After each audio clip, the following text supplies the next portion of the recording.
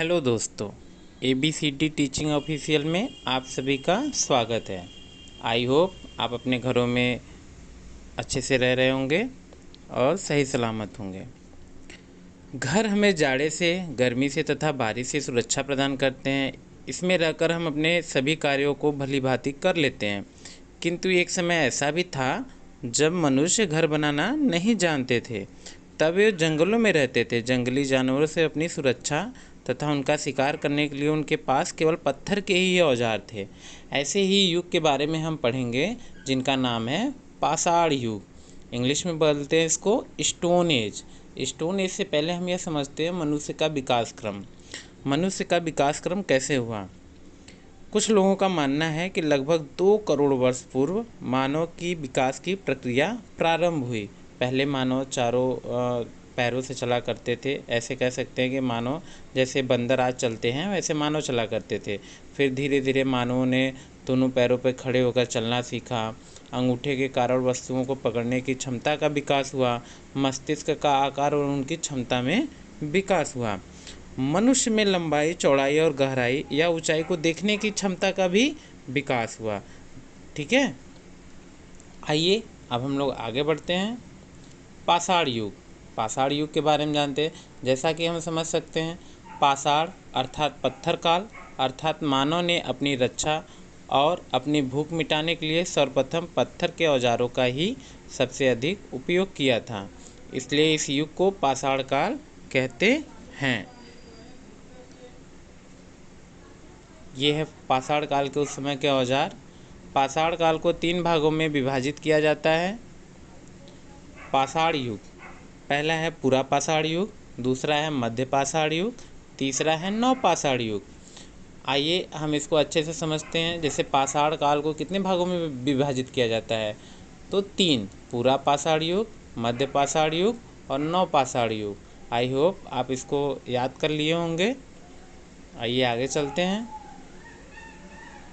पूरा पाषाण युग, मानव ने पत्थरों को तोड़कर औजार बनाए, गुफाओं में निवास किया। इस युग का मनुष्य चित्रकारी करता था, जिसका प्रमाण उन गुफाओं से मिलता है जहां वह रहता था। जैसा कि आप फिगर में देख सकते हैं, यह एक एनिमेटेड फिगर है। फिर भी मनुष्य ऐसे ही मानते हैं कि पूरा पाषाण युग के लोग ऐसे ही चित्रकारी किया करते रहे होंगे। जैसे चित्रों में देख सकते हैं, कोई धनुष चला रहा है, कोई भाला है, सूर्य की फ़ोटो बनी है, हिरण की फ़ोटो बनी है। उस समय के लोग ऐसे ही किया करते थे। उस समय के लोग खाने में, अब देखते हैं कि उस समय के लोग रहा कहाँ करते थे, तो उस समय के लोग गुफाओं में निवास किया करते थे। ठीक है, और पत्थरों को तोड़ तोड़ के जो पत्थरें नुकीले नुकीले निकल जाते थे उनको हथियार के रूप में वह लोग प्रयोग करते थे। ठीक है, प्रारंभिक मानव ने पत्थर के औजारों और हथियारों का उपयोग किया। पत्थर के औजारों का उपयोग शिकार, लकड़ी काटने और भोजन तैयार करने के लिए किया जाता था। जैसा कि आप पाषाण काल के पत्थरों का औजार देख सकते हैं। आगे चलते हैं। इस युग में सबसे महत्वपूर्ण काम जो मानव ने सीखा वह था आग को जलाना। आग का उपयोग विभिन्न कार्यों के लिए होने लगा। जैसा कि फिगर में देख सकते हैं कि ठंडी के सीज़न में पूरा पाषाण युग के मानव जो थे वह हाथ को सेकने और खाना पकाने के काम में आग को लाते थे। इससे पहले हम यह सीखते हैं कि आग की खोज उन्होंने कैसे की होगी। तो देखिए, वह जब पत्थरों को तोड़ तोड़ के नुकीले नुकीले पत्थर बनाते थे, औजार के रूप में यूज करते थे, तो उन्हीं पत्थरों को जब टकराते थे तो उससे चिंगारियाँ निकलती थी। तो अगल बगल के जो घास फूस थे, वह सूखे हुए घास फूस थे, वह जलने लगे। तो जलने लगे और उनसे आग पकड़ ली। पूरा का पूरा ऐसा मान सकते हैं कि पूरा का पूरा जंगल जल गया। तो जब पूरा का पूरा जंगल जल गया तो उसमें जितने भी जंगली जानवर थे वह भी झुलस गए। तो उस समय के मानवों के पास खाने के लिए कोई भी शिकार के लिए कोई भी जानवर उपलब्ध नहीं थे। तो उन्होंने जो जले या भुने हुए जानवर थे उन्हीं का मांस खाया। तो भूख की वजह से भाई कुछ भी आज मनुष्य खा सकता है। तो भूख को अपने मिटाने के लिए वहीं जो जले या भुने हुए मांस थे उन्हीं को खाया। तो मनुष्यों को यह मांस बहुत ही स्वादिष्ट लगा। तो मनुष्य यह जान गया कि हम आग जलाकर शिकार करके जो शिकार लाएं और उसको आग पे पका के खाएंगे तो वह और ही अत्यधिक स्वादिष्ट होगा। आगे देखते हैं। प्रारंभिक मानव गुफाओं या प्राकृतिक आश्रयों में रहते थे। भोजन के लिए वे शिकार, मछली पकड़ने और जंगली फलों का संग्रह करते थे। जो जहाँ पे रहता था, जैसे कई प्रकार के मानव थे, तो अगर जो जहाँ पे मानवों को फल मिलता था वो फल खाते थे।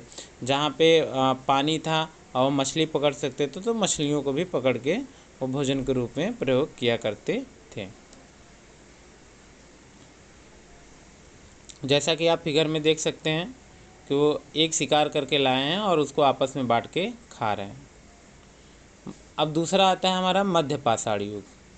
मध्य पाषाण युग, मध्य पाषाण काल के औजार पूरा पाषाण काल की अपेक्षा आकार में छोटे हो गए।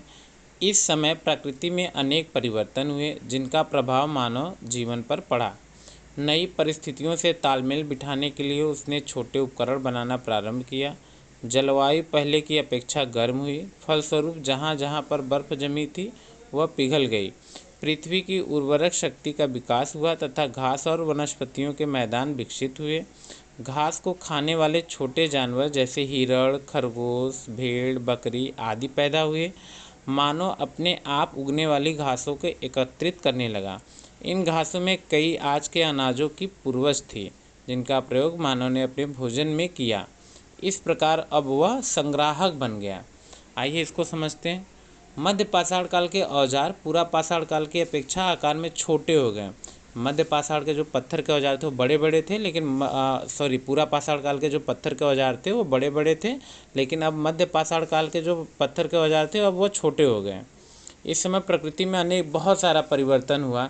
जैसे कि वहाँ पे जो बर्फ़ वर्फ जमी हुई थी वह पिघलने लगी, तो मैदान हो गया, मैदानों पे अब घास जमने लगी, तो उन घासों को खाने के लिए हिरण, खरगोश, भेड़, बकरियों का जन्म होने लगा।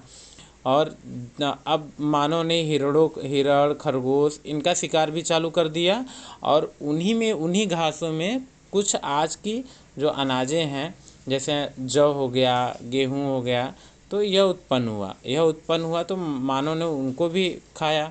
तो जब उनको खाया तो उनको अब धीरे धीरे क्या करने लगा, इकट्ठा करने लगा। तो मानव अब केवल भोजनों का प्रयोग ही नहीं करता था, अब उसको इकट्ठा भी करता था। इसीलिए कहा गया कि अब वह क्या बन गया, संग्राहक बन गया। ठीक है। तापमान में बदलाव आया, गर्मी बढ़ी। गर्मी बढ़ने के कारण जौ, गेहूँ, धान जैसी फसलें उगने लगी। इस समय के लोग भी गुफाओं में रहते थे। मध्य पाषाण युग में लोग मुख्य रूप से पशुपालक थे। मनुष्यों ने इस पशुओं को चारा खिलाकर पालतू बनाया। इस प्रकार मध्य पाषाण काल में मनुष्य पशुपालक बना।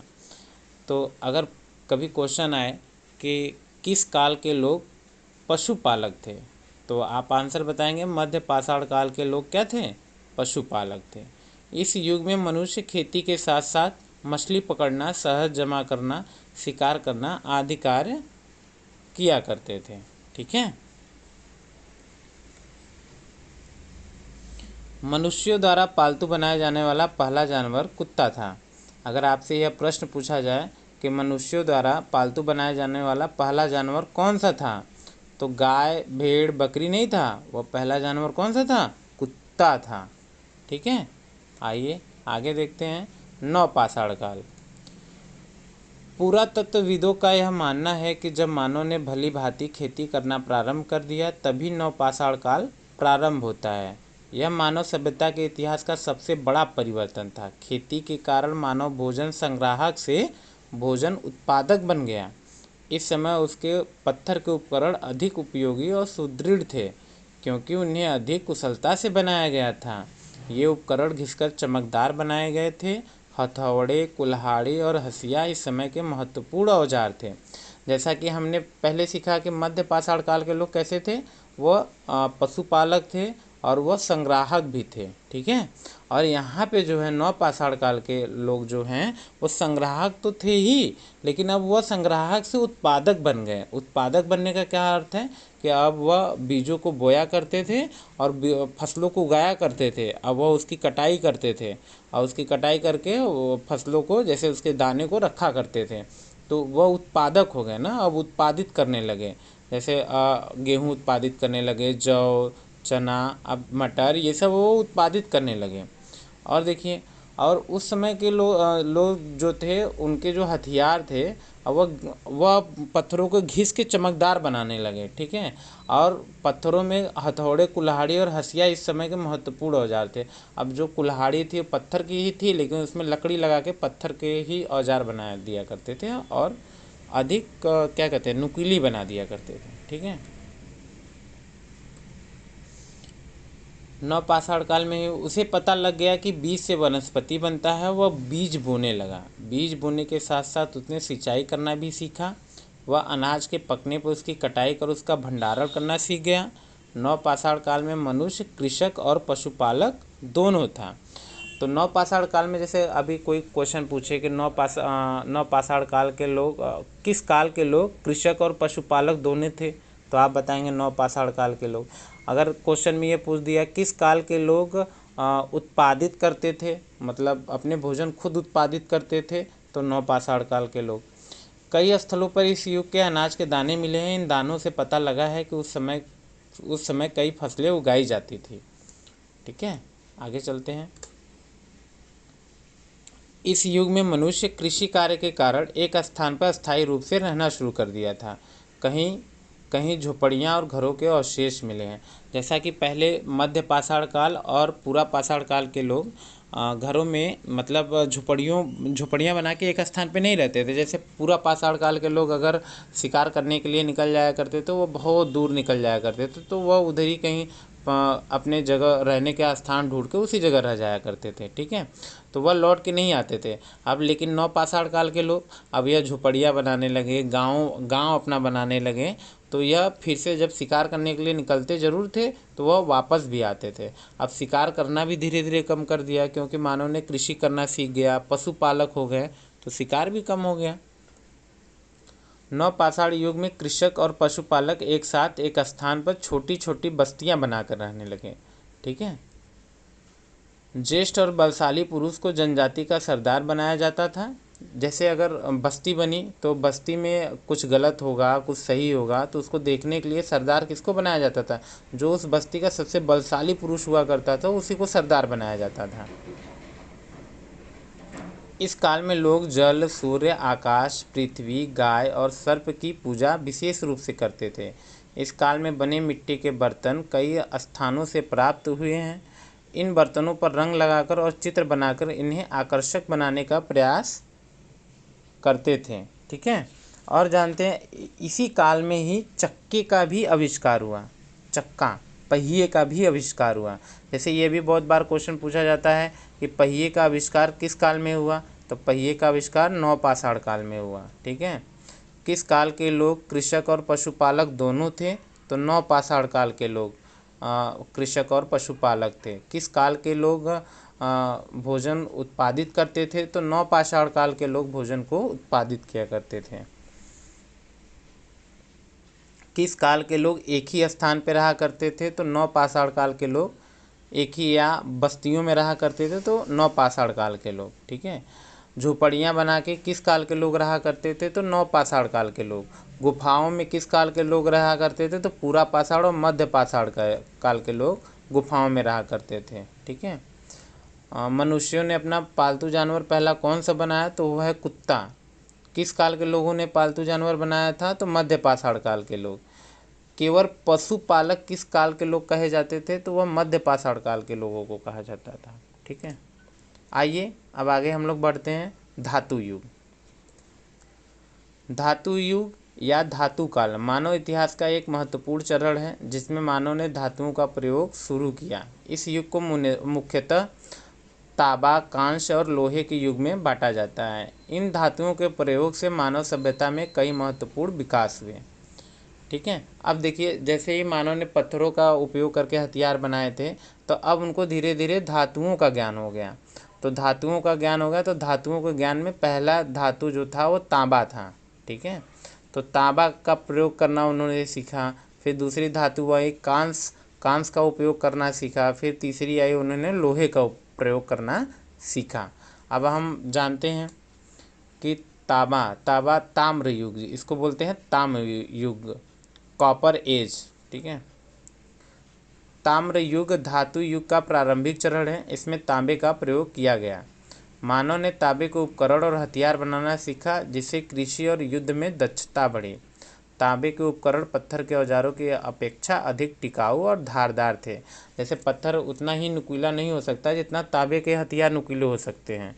और कृषि करने के लिए तांबे का ही औजार बना के उन्होंने खुदाई करते थे, गुड़ाई करते थे। जैसे कह सकते हो कि खुदाई कैसे किए होंगे, बीजों को बोने के लिए खोदे होंगे ना, तो पहले मानव पत्थरों से खोदा करते थे। लेकिन अब मानव ने जब से धातु युग आ गया, तांबे का प्रयोग करना जान गए, तो उन्होंने तांबों के ही औजार बना लिए, जिससे कि वो खुदाई करके अपने बीजों को बो दिया करते थे। तो कृषि कार्यों में उपयोग कर लिए। युद्ध में दक्षता बढ़ी। जैसे पहले मानव पत्थर के औजार बना के युद्ध किया करते थे, लेकिन अब मानव ने जब से तांबे का प्रयोग सीख लिया, तो नुकीले हथियार बनाया करते थे। और अब हथियार हमारे हल्के हो गए, तो मानवों को चलाने में आसानी होने लगी। जो पहले पत्थर के औजार थोड़ी दूर तक चलाया करते थे, भाले टाइप, अब वह बहुत दूर, अब इसके तांबे के औजार और दूर तक फेंका करते थे। ठीक है, तांबे के उपकरण पत्थर के औजारों की अपेक्षा अधिक टिकाऊ और धारदार थे। आगे चलते हैं। कांस्य युग, इसको बोलते हैं इंग्लिश में ब्रॉन्ज एज। कांस्य युग में तांबे और टीन को मिलाकर कांस्य बनाने की तकनीक विकसित हुई। कांस्य से बने औजार और हथियार तांबे की अपेक्षा अधिक कठोर और टिकाऊ थे। इस युग में नगरों का विकास हुआ, व्यापार का विस्तार हुआ और सामाजिक संरचना में परिवर्तन आया।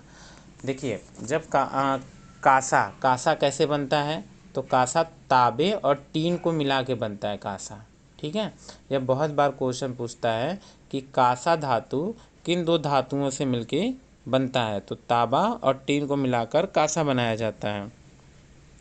कांसे से बने औजार और हथियार तांबे की अपेक्षा और बहुत ही ज़्यादा कठोर हुआ करते थे, और यह बहुत दिनों तक चलते भी थे, तो टिकाऊ भी थे।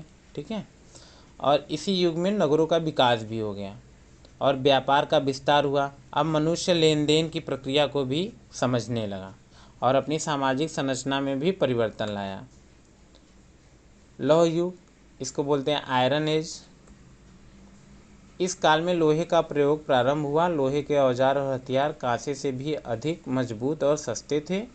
लौह युग ने मानव जीवन में क्रांतिकारी परिवर्तन किए और कृषि तथा युद्ध में बहुत सुधार हुआ। जब से लौह युग आ गया, तब से कृषि और युद्ध में बहुत ज़्यादा सुधार हुआ। ठीक है, और इसी के साथ यह हमारा चैप्टर समाप्त होता है। Thank you.